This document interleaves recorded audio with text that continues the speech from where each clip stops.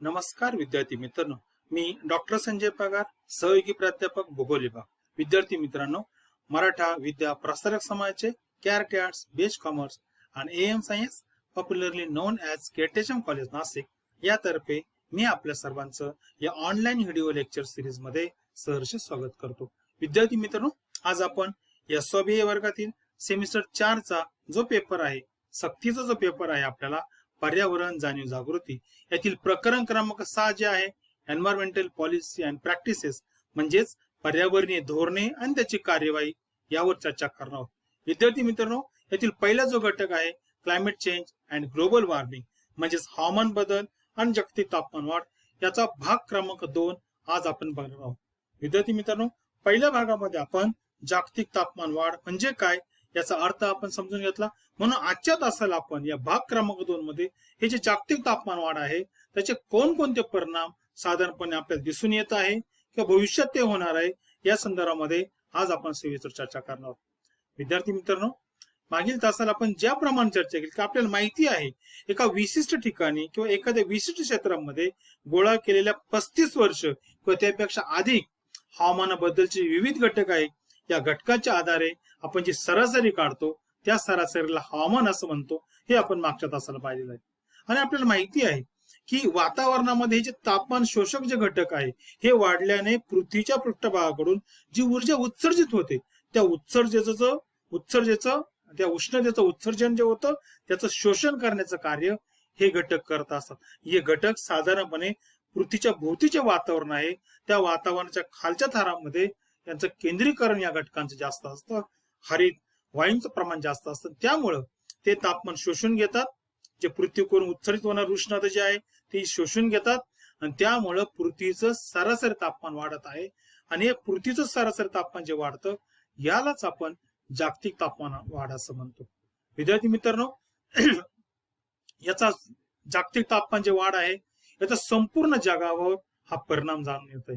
एकूणच यामुळे प्रत्येक देशाची अर्थव्यवस्था जी आहे ती मंदावेल जर हे असंच चालू राहिलं. आणि त्यामुळं गरिबी दूर करण्यामध्ये अनेक देशांचे प्रयत्न चालू आहे. याला मोठ्या प्रमाणामध्ये अडथळे, विशेषतः मी आशिया आणि आफ्रिका देशातल्या देशांबद्दल बोलतो, खंडाच्या देशांमध्ये म्हणतो की त्यामध्ये अशा प्रकारच्या प्रक्रियेला मोठ्या प्रमाणामध्ये अडथळा निर्माण होईल. आणि आणखी एक संकट की या ठिकाणी अन्नधान्याचं उत्पादन घटेल भविष्यामध्ये. त्यामुळे त्या ठिकाणी अन्न सुरक्षेचा प्रश्न तयार होऊ शकेल. पण हे महत्वाचं आहे. आणि आणखी एक महत्वाचं आहे की जागतिक स्तरावर IPCC ही जी संघटना आहे, ही जी संस्था आहे, ही संस्था या जागतिक हवामानाचा सतत काम करत असते, अभ्यास करत असते आणि वेळोवेळी ती अहवाल व्यक्त करत असते, प्रकाशित करत असते. आणि ही जी संघटना आहे, ही जी संस्था आहे IPCC, याच्या अहवालामध्ये जर तुम्ही अलीकडच्या काळातल्या नोंदी पाहिल्या तर मला असं वाटतं की नक्कीच आपल्याला त्या ठिकाणी एक जागतिक तापमान वाढ ही किती गंभीर समस्या आहे किंवा होणार आहे या संदर्भामध्ये आपल्याला नक्कीच त्या ठिकाणी कल्पना. विद्यार्थी मित्रांनो, भारताच्या बाबतीमध्ये सुद्धा जर्मन वॉच ही जी संस्था आहे या संस्थेनं 2018 मध्ये एक अहवाल प्रकाशित केला होता. त्यामध्ये एक अत्यंत विदारक चित्र भारताच्या संदर्भामध्ये त्यांनी सांगितलं की आजपर्यंत जागतिक तापमान वाढीचा जो फटका बसलेला आहे त्याची जर क्रमवारी लावली तर त्याच्यामध्ये भारताचा 5वा क्रमांक लागतो. म्हणजे बघा, विचार करा, त्या ठिकाणी भारत सुद्धा या जागतिक तापमान वाढीच्या समस्येला त्या ठिकाणी बळी पडलेला आहे.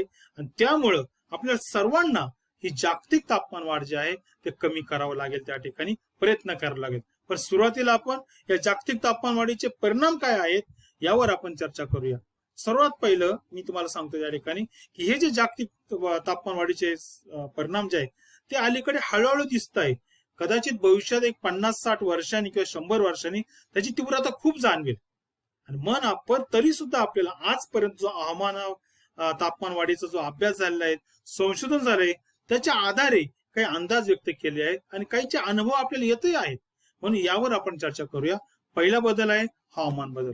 विद्यार्थी मित्रांनो, हा सर्वात महत्वाचा बदल आहे. हवामानाचे जे घटक आहे, मग तापमान असेल, त्या ठिकाणी पर्जन्यमान असेल, आर्द्रता असेल, वाऱ्यांची दिशा असेल, वाऱ्याचा प्रवाह असेल, पावसाचं त्या ठिकाणी वितरण असेल, या सर्वांमध्ये बदल होणार आहे. विशेषतः मी तुम्हाला सांगेन की पृथ्वीचं सरासरी तापमान जे मी तुम्हाला सांगितलं साधारणपणे 15 अंश सेल्सिअस इतकं आहे. पण अलीकडच्या काळामध्ये जर मागच्या तुम्ही एका 50 ते 100 वर्षाचा जर तुम्ही अहवाल पाहिला, जर तुम्ही आकडेवारी पाहिली, तर यामध्ये 0.7 अंश सेल्सिअसने वाढ झाली आहे. आणि असंच चालू राहिलं ना भविष्यात, तर मला वाटतं येत्या 100 वर्षामध्ये जागतिक तापमान वाढ हे 1.5 अंश सेल्सिअस ते 4 अंश सेल्सिअस पर्यंत होईल असा शास्त्रज्ञाचा अंदाज आहे. आणि ते कदाचित खरं ठरू शकेल जर आपण प्रयत्न केले नाही जागतिक तापमान वाढ कमी करण्यासाठी. आणखी एक महत्वाचं, चक्रीय वादळाचे प्रमाण वाढेल, पुराची तीव्रता वाढेल, पुरांची संख्या वाढेल, तीव्रता वाढेल. बघा अलीकडच्या काळामध्ये जगामध्ये चीन असेल, त्या ठिकाणी ब्राझील असेल, भारत असेल, नेपाळ असेल, भूतान असेल, या सर्व देशांमध्ये याचा अनुभव आपल्याला येत आहे. किंबहुना महाराष्ट्रामध्ये आपण जो पाऊस बघितला, महाराष्ट्रामध्ये कोल्हापूर, सोलापूर या जिल्ह्यांमध्ये पाऊस पडला, भारतातील केरळ राज्यामध्ये बघितला. ही जी लक्षणं आहेत ही याची चाहूल आहे. आणि त्याच्यामुळं पुराची संख्या वाढेल, त्याची तीव्रता वाढेल. चक्रीवादळ सुद्धा खूप वाढलेले आहेत. महाराष्ट्रामध्ये येऊन गेले निसर्ग वादळ असेल किंवा अनेक सागराच्या म्हणजे भारताच्या पूर्व आणि पश्चिम किनारपट्टीला जी वादळं होतात, सागरी वादळं, याची संख्या सुद्धा अलीकडे वाढत आहे, त्याची तीव्रता वाढत आहे. ही संपूर्णपणे जागतिक तापमान वाढीचे हे परिणाम आहे, हे त्याचं त्या ठिकाणी आपल्याला जाणवत आहे. विद्यार्थी मित्रांनो, आणखी काही गोष्टी मी तुम्हाला सांगतो की ज्या वेळेला अलीकडच्या काळामध्ये आणखी एक नवीन नोंद डोळ्यासमोर आलेली आहे की हिमवृष्टी जी आहे ती साधारणपणे दक्षिण व उत्तर ध्रुवाजवळ होत असते जास्त करून. याच्यामध्ये सुद्धा प्रचंड प्रमाणामध्ये यामुळं हिमवृष्टीत घट होईल.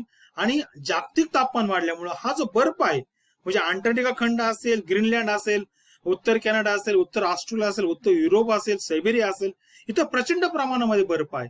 हा बर्फ विरघळेल, वितळेल आणि त्याच्यामुळे काय होईल, त्या ठिकाणचं बर्फाचं प्रमाण कमी होईल. पण हा सुद्धा एक धोका आहे. काही प्रदेशामध्ये पावसाचं प्रमाण जास्त होईल तर काही प्रदेशामध्ये कमी होईल. म्हणजे दोन्ही प्रकारचे धोके आपल्याला सांगतील. म्हणजे विशेषतः मी तुम्हाला सांगेल की विषुवतीय प्रदेशामध्ये कदाचित पावसाचं प्रमाण वाढेल, पण आशिया आणि आफ्रिका खंडातील अनेक देशांमध्ये पावसाचं प्रमाण कमी होईल. हा खूप मोठा धोका जागतिक तापमान वाढीमुळे तयार झालेला आहे. वाऱ्याच्या मार्गाने पर्जन्य वितरण मिळेल. बघा ज्या वेळेला तापमान वाढतं त्यावेळेला विद्यार्थी मित्र त्याचा परिणाम कमी दाबाचे केंद्र व जास्त दाबाचे केंद्र याच्यावर होतो. त्यामुळं जेव्हा हे केंद्रच बदलेल त्यावेळेला साहजिकच वाऱ्या वाहण्याची दिशा सुद्धा बदलेल.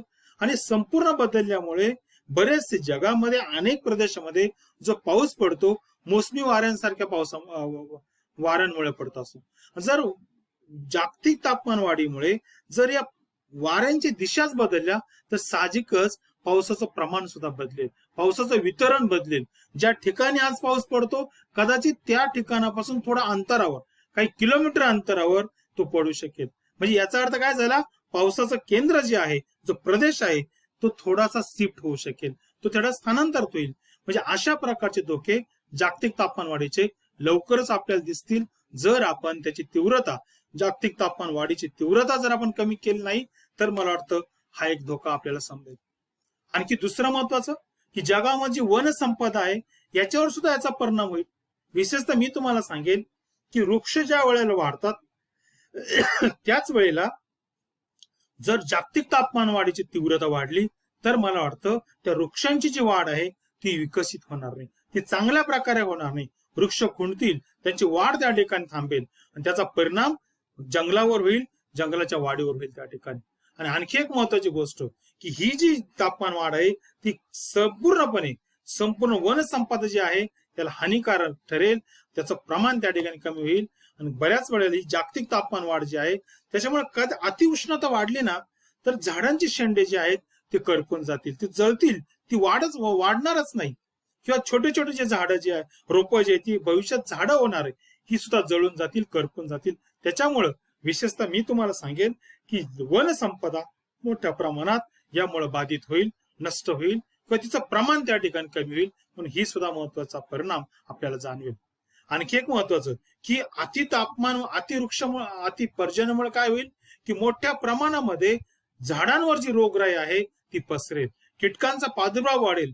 वेगवेगळ्या प्रकारचे विषाणू त्या ठिकाणी विषाणूंचा प्रमाण वाढेल त्या ठिकाणी, याचा प्रत्यक्ष व अप्रत्यक्ष परिणाम त्या ठिकाणच्या जंगलांच्या वाढीवर व त्यांच्या एकूण विस्तारावर होईल. कदाचित ते जर हे प्रचंड प्रमाणात वाढलं तर प्रचंड प्रमाणामध्ये जंगल नष्ट होतील. अलीकडच्या काळामध्ये वनांना आगी लागून तर जंगल नष्ट होत आहेत, पण तापमान वाढीमुळे रोग फैलाव होऊन वेगवेगळ्या प्रकारे बुरशी असेल, कीटाणू असेल यांचा फैलाव होऊन यांच्या माध्यमातून सुद्धा जंगल मोठ्या प्रमाणामध्ये नष्ट होईल. म्हणून हा एक परिणाम आपल्याला या ठिकाणी सांगता येतो. आणखी तिसरा महत्वाचा म्हणजे मानवी आरोग्य. हो विद्यार्थी मित्रांनो, आपल्यावर सुद्धा याचा परिणाम होईल. तापमान वाढल्यामुळे काय होणार आहे, घातांची संख्या वाढेल. त्याच्यामुळे अनेक प्रकारचे म्हणजे वृष्टी कमी झाल्यामुळं आणि तापमान त्या ठिकाणी वाढल्यामुळं वेगवेगळ्या प्रकारचे कीटाणू विषाणू तयार होतील आणि याचा संबंध मानवी आरोग्यावर होईल आणि याच्यातून मानवाचं आरोग्य धोक्यात येईल. मानवाला अनेक प्रकारच्या रोग आणि साथीला बळी पडावं लागेल. आणि सर्वात महत्वाची गोष्ट या ठिकाणी की अशा प्रकारचं तापमान वाढल्यामुळं त्वचेचे जे वेगवेगळे प्रकारचे विकार आहे, आजार जे आहे ते सुरू होतील. त्वचेचा कर्करोग तयार होईल. त्वचेचे वेगवेगळ्या प्रकारचे आजार तयार होतील आणि विशेषतः विद्यार्थी मित्रांनो, दमा असेल, श्वसनाचे विकार असेल याच्यात प्रचंड वाढ होईल. याच्यातून मृत्यूची वाढ होईल. विशेषतः मी तुम्हाला सांगेल की अलीकडच्या काळामध्ये हे जे रोग आहे, मलेरिया सारखे रोग असेल किंवा इतर जे रोग आहे यांची तीव्रता आशिया आणि आफ्रिका खंडामध्ये खूप होती, पण तुलनेनं युरोप खंडामध्ये खूप कमी होती. पण मला वाटतं जर अशा प्रकारे जागतिक तापमान वाढत गेलं, तिकडे तापमान वाढलं, तर मला वाटतं जे रोग होते, जे साथीचे रोग होते, मलेरिया सारखे रोग होते, ते आशिया आफ्रिका खंडामध्ये मर्यादित होते. त्यांचा हळूहळू त्या ठिकाणी उत्तर ध्रुवाकडे म्हणजे विशेषतः युरोप खंडाकडे त्याचा फैलाव होईल आणि तिकडे सुद्धा अशा प्रकारचे आजार तिथल्या मानवाला त्या ठिकाणी होतील. मानवी आरोग्य तिकडे सुद्धा धोक्यात येईल. म्हणून हा सुद्धा एक परिणाम, अत्यंत वाईट परिणाम त्या ठिकाणी आपल्याला दिसून येईल. म्हणून हे एक त्या ठिकाणी महत्वाचं आहे. आणखी एक या ठिकाणी सांगतो की इथिओपिया असेल, केनिया असेल, इंडोनेशिया असेल, चीन, दक्षिण आफ्रिका या भागामध्ये मलेरियाचा जो प्रसार होता त्याच्यात आणखी बदल होईल, आणखी वाढेल, त्याचा विस्तार वाढेल आणि याच्यामुळे सुद्धा मृत्यूदर वाढेल. आणि म्हणून विद्यार्थी मित्रांनो, हे संपूर्णपणे मानवाच्या आरोग्याच्या दृष्टिकोनातून तापमान वाढ हे घातक आहे आणि त्वचेचे तर रोज आजार वाढणारच आहे. पण कदाचित जर आपल्याला काही ठिकाणी पाण्याचा प्रश्न तयार होईल, पाणी दूषित होईल, कावीळ सारखे असेल किंवा इतर पाणी दूषित झाल्यामुळे सुद्धा प्रचंड प्रमाणामध्ये आजार होतील. आणि म्हणून विद्यार्थी मित्रांनो, हा सुद्धा एक भयानक त्या ठिकाणी दुष्परिणाम आपल्याला मानवाच्या बाबतीत सांगतो. परिसंस्था खूप महत्वाची आहे. परिसंस्थेचं संतुलन हे पर्यावरणाच्या संतुलनासाठी आवश्यक आहे. पण विद्यार्थी मित्रांनो, ज्या वेळेला तापमान वाढेल त्यावेळेला या ज्या परिसंस्था असेल, मग जंगल परिसंस्था असेल, सागर परिसंस्था असेल, नदी परिसंस्था असेल, डोंगराळ किंवा पर्वतीय परिसंस्था असेल, कोणत्याही परिसंस्था असेल, या परिसंस्थेमध्ये उत्पादक असेल, भक्षक असेल, विघटक असेल, या सर्व त्या ठिकाणी आहे. या सर्व घटकावर त्याचा परिणाम होईल. आणि मी तुम्हाला सांगतो की ज्या वेळेला या परिसंस्थेचा एक जरी घटक कमी झाला, नष्ट झाला, त्याची मात्रा कमी झाली, त्याचं प्रमाण कमी झालं, तर ती संपूर्ण परिसंस्था त्या ठिकाणी नष्ट होईल, असंतुलित होईल. म्हणून विद्यार्थी मित्रांनो, ज्या वेळेला तापमान वाढेल त्यावेळेला विशेषतः मी तुम्हाला सांगेल, जंगल परिसंस्था सुद्धा त्या मोठ्या प्रमाणामध्ये नष्ट होईल. आणि ज्या सागरामध्ये, नद्यांमध्ये जी परिसंस्था आढळते, अति तापमानामुळे कदाचित त्या ठिकाणी मासे किंवा इतर जे जलचर प्राणी आहे ते तग धरू शकणार नाही तिथलं पाण्याचं तापमान वाढल्यामुळं. कारण जागतिक तापमान वाढलं की साहजिकच पाण्याचं तापमान सुद्धा वाढेल, पाणी तापेल, परिणामी त्या ठिकाणचे जे सूक्ष्म जीवजंतू आहे, मासे आहे, हे सुद्धा मरतील. त्याचा परिणाम तिथल्या परिसंस्थेवर होईल. म्हणून विद्यार्थी मित्रांनो, हे महत्वाचं आहे की जी परिसंस्था कुठे असो, डोंगराळ भागात असो, उष्ण कटिबंधात असो, शीत कटिबंधात असो, समशीतोष्ण कटिबंधात असो, कुठे असो, या ठिकाणी याचा परिणाम होईल, त्या ठिकाणी असंतुलित होतील. आणि सर्वात महत्वाचं आणखी की नैसर्गिक जी आपत्ती आहे, आपल्याकडे ही नैसर्गिक फिनॉमिना आहे, ही नैसर्गिक त्या ठिकाणी घटना आहे. मग महापूर असेल, दुष्काळ असेल, वाळवंटीकरण असेल, वणवा असेल, चक्रीवादळ, या सर्वांची तीव्रता जागतिक तापमानामुळे वाढणार आहे. आणि याचा सुद्धा परिणाम विद्यार्थी मित्रांनो, ह्या ज्या नैसर्गिक परिसंस्था आहे त्यावर नक्कीच होईल. हे आपल्याला आता जाणवत आहे, भविष्यामध्ये याची तीव्रता अधिक जाणवेल. शक्यता आहे की या मोठ्या परिसंस्था ज्या आहेत त्या हळूहळू त्या ठिकाणी कोलमडतील, संतुलित ज्या आहेत त्या असंतुलित होतील. त्याचा एकंदरीत परिणाम संपूर्ण जगाच्या परिसंस्थेवर होईल, पर्यावरणाच्या संतुलनावर होईल. म्हणून हा सुद्धा एक विपरीत परिणाम, एक दुष्परिणाम आपल्याला या जागतिक तापमान वाढीचा दिसून येईल त्या ठिकाणी. त्यानंतर पुढचा परिणाम आहे शेतीवरील. शेती हा व्यवसाय जगामध्ये खूप महत्वाचा आहे, की जगातील मानवाच्या गरजा पूर्ण करण्यासाठी, विशेषतः अन्न ही गरज पूर्ण करण्यासाठी शेतीला पर्याय नाही. शेतीतूनच आपण या गरजा पूर्ण करतो. पण ज्या वेळेला तापमान वाढेल ना विद्यार्थी मित्रांनो, त्या वेळेला हे अति तापमान जे आहे ते अनेक पिकांना मारक ठरेल. त्यांची वाढ होणार नाही, त्यांचा विकास होणार नाही आणि जमिनीतील ओलावा कमी झाल्यामुळं बाष्प उत्सर्जन त्या ठिकाणी जास्त झाल्यामुळे काय होईल, पिकांसाठी पाणी कमी उपलब्ध होईल, पाणी त्या पिकांची वाढ होणार नाही. विशेषतः मी तुम्हाला सांगितलं की काही पिकं अशी आहेत त्याच्यामध्ये गव्हासारखं पीक असेल किंवा इतर जी अन्नधान्य पिकं आहेत याचं प्रचंड प्रमाणामध्ये उत्पादन घटेल आणि उत्पादन घटल्यामुळं मोठ्या प्रमाणामध्ये भूकबळी असेल किंवा मग त्या ठिकाणी कुपोषण असेल, अशा प्रकारच्या समस्या निर्माण होतील. याला एकमेव कारण म्हणजे की शेतीवर झालेले परिणाम. गहू असेल, मका असेल, भात असेल, डाळी असेल, भाजीपाले सर्वांचं उत्पादन. आणि आणखी एक महत्वाची गोष्ट मी तुम्हाला सांगतो की ज्या वेळेला तापमान वाढेल ना त्यावेळेला पिकावर पडणाऱ्या रोगराईचं प्रमाण वाढेल, कीटकांचं प्रमाण वाढेल. याच्यातून मोठ्या प्रमाणामध्ये त्या पिकांची नासाडी होईल, पिकांचं उत्पादन कमी होईल आणि त्याच्यामुळे हा सुद्धा एक दुष्परिणाम शेती पिकावर होईल. त्या ठिकाणी एक आणखी गोष्ट या ठिकाणी सांगतो की अलीकडच्या काळामध्ये त्या मानाने ध्रुवीय प्रदेशामध्ये शेती व्यवसाय कमी विकसित आहे, पण कदाचित तिथं आज चांगला परिणाम एक दिसू शकेल की समजा तिकडं तापमान थोडं वाढलं तर कदाचित त्या प्रदेशामध्ये काही प्रमाणामध्ये आपल्याला, म्हणजे संपूर्ण भागात नाही, पण जो आपल्या समशीतोष्ण कटिबंधाच्या शेजारी जो आहे शीत कटिबंधाचा काही भाग आहे त्या ठिकाणी कदाचित शेती करणं शक्य होईल, पण त्याला त्या ठिकाणी काळ लागेल, बराच वेळ लागेल. पण अलीकडच्या काळामध्ये जे आपल्याला दिसतंय विदारक चित्र त्याच्यातून असं स्पष्ट होत आहे की मोठ्या प्रमाणामध्ये शेतीचं उत्पादन घटणार आहे आणि ते घटत आहे. हा एक दुष्परिणाम याचा जाणवतो. त्या ठिकाणी सागर आणि महासागरावर सुद्धा परिणाम होईल. विशेषतः मी तुम्हाला सांगतो की ध्रुवीय प्रदेशामध्ये तापमान वाढल्यामुळं त्या ठिकाणी बर्फ वितळायला सुरुवात होईल, हिमनद्या त्या ठिकाणी वितळतील. याच्यामुळे काय होईल, मोठ्या प्रमाणामध्ये पाण्याची निर्मिती होईल आणि ते पाणी हळूहळू पाझरून त्या ठिकाणी हिमनद्यांद्वारे सागरामध्ये जाईल आणि त्याच्यातून संपूर्ण सागराची पातळी वाढेल. असं म्हटलं जातं पुढच्या 50 ते 100 वर्षामध्ये 40 ते 60 सेंटीमीटरने सागराची पातळी वाढण्याची शक्यता आहे. आणि विद्यार्थी मित्रांनो, जर ही पातळी वाढली तर कल्पना करा की सागरी किनारी जी आजकालची शहर आहेत, शांघाय असेल, बेकॉंग असेल, कैरो असेल, कोलकाता असेल, व्हेनिस असेल, मुंबई असेल, चेन्नई असेल, ही संपूर्ण शहरं बऱ्याच अंशी पाण्यामध्ये जलमय होतील. त्या ठिकाणी पाण्यामध्ये त्याचा बराचसा भाग जाईल. असं एका अभ्यासातून असं लक्षात आलेलं आहे की पुढच्या 50 ते 60 वर्षामध्ये जगातील जवळपास 27 देश काही प्रमाणामध्ये पाण्याखाली जाण्याची शक्यता आहे. त्यामध्ये भारत आहे, बांगलादेश आहे, श्रीलंका आहे, ही भारता शेजारची देश आहे. भारत आणि भारता शेजारचे देश आहे, यांना सुद्धा हा फटका बसेल.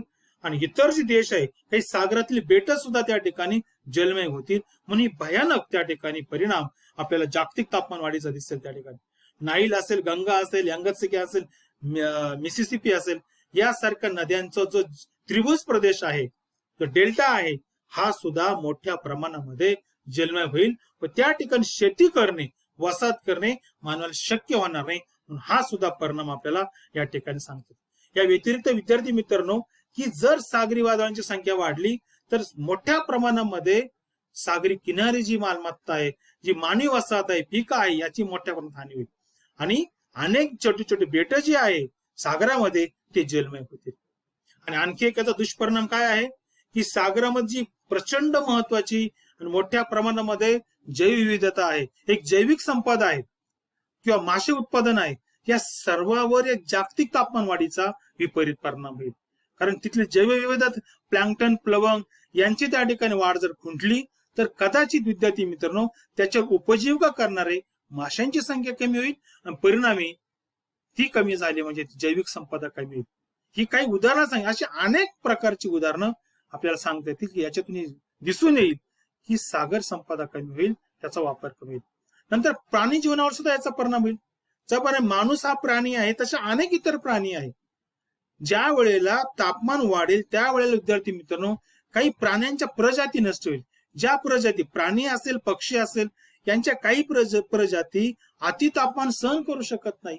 आणि ज्या वेळेला तापमान वाढेल त्यावेळेला याचा परिणाम या सेन्सिटिव्ह जे प्राणी पक्षी आहे, सूक्ष्म जीवजंतू आहे, यांचं त्या ठिकाणी नाश होईल, किंवा ते आहे त्या प्रदेशाकडून थंड प्रदेशाकडे स्थलांतर करतील. याचा परिणाम काय होईल, ज्या प्रदेशामध्ये ते होते तिथली परिसंस्था नष्ट होईल, कारण तिथून ते दुसरीकडे स्थलांतर करतील. मग काय होईल की तिथली स्थानिक परिसंस्था असंतुलित होईल. म्हणून हे सुद्धा कारण अत्यंत महत्वाचा परिणाम आपल्याला जागतिक तापमान वाढीचा दिसतो. ज्याप्रमाणे प्राणी स्थलांतर करतील त्याप्रमाणे पक्षी स्थलांतर करतील. म्हणजे हे सुद्धा स्थलांतराची प्रक्रिया प्राणी आणि पक्ष्यांची कशामुळे होईल, मोठ्या प्रमाणात वाढलेल्या तापमान वाढीमुळे. आणि याच्यामुळे परिसंस्थेचं जे आजचा जो पॅटर्न आहे तो परिपूर्ण बदलेल. एक नवीन पॅटर्न परिसंस्थेचा जगामध्ये उदय असेल, तो आपल्याला अनुभवायला मिळेल. जर जागतिक तापमान वाढ असंच वाढत राहिलं, त्याची तीव्रता वाढली, नक्कीच हे त्या ठिकाणी आपल्याला जाणवेल. विद्यार्थी मित्रांनो, या ठिकाणी आपण जागतिक तापमान वाढीचे जे परिणाम आहे त्यावर आपण चर्चा केली. अशा अनेक परिणाम आहे, पण महत्वाचे परिणाम आपण या ठिकाणी त्याला स्पर्श करण्याचा प्रयत्न केला. त्याचा काही अनुभव आपण आजही घेतोय, भविष्यात नक्कीच आपण घेणार आहोत. म्हणून या ठिकाणी या जागतिक तापमान वाढीची तीव्रता कमी करणं हे आपलं सर्वात महत्वाचं कार्य आहे. एक विद्यार्थी म्हणून, एक समाजाचा नागरिक म्हणून, एक देशाचा एक भारताचा किंवा एक देशाचा एक घटक म्हणून आपल्या सर्वांचं एक कर्तव्य आहे.